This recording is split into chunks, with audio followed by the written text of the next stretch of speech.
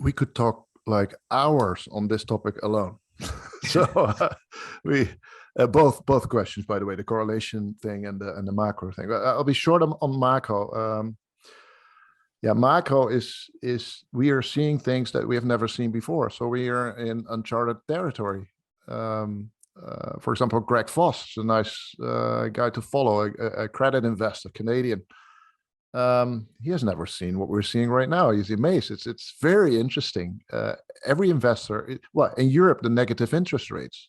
In in the US, the interest rates, the 10 years are going through the roof right now. Inflation, of course, all driving this. But there's a couple of things we have to see. The inflation is not caused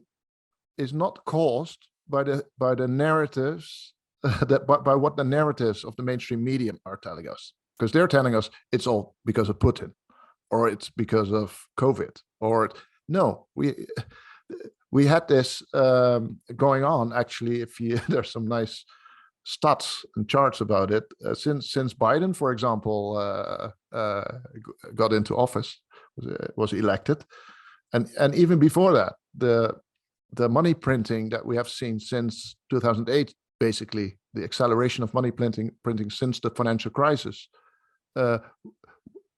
would have led to inflation regardless of what happened after it.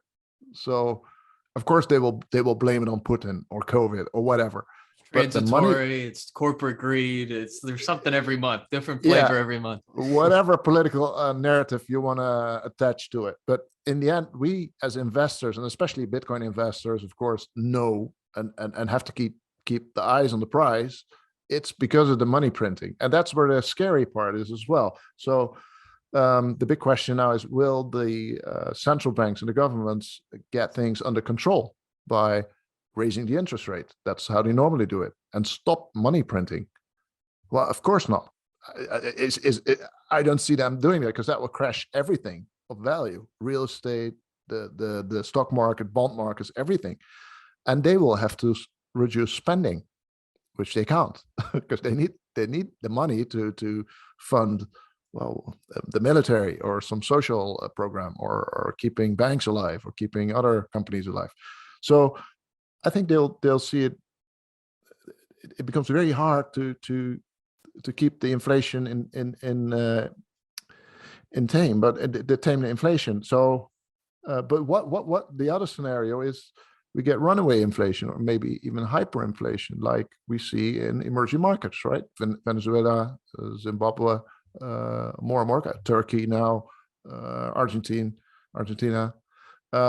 It's unthinkable that we will have that in Europe or in the US even right now. I think there's nobody really of the institutional investors that thinks that's a possibility.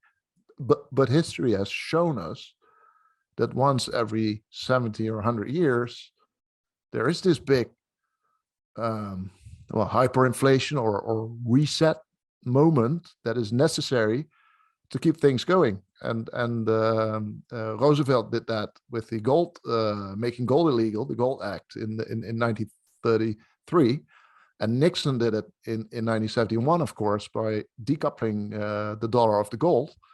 So I guess the other scenario is something like that: a new currency, global currency, debt cancellation.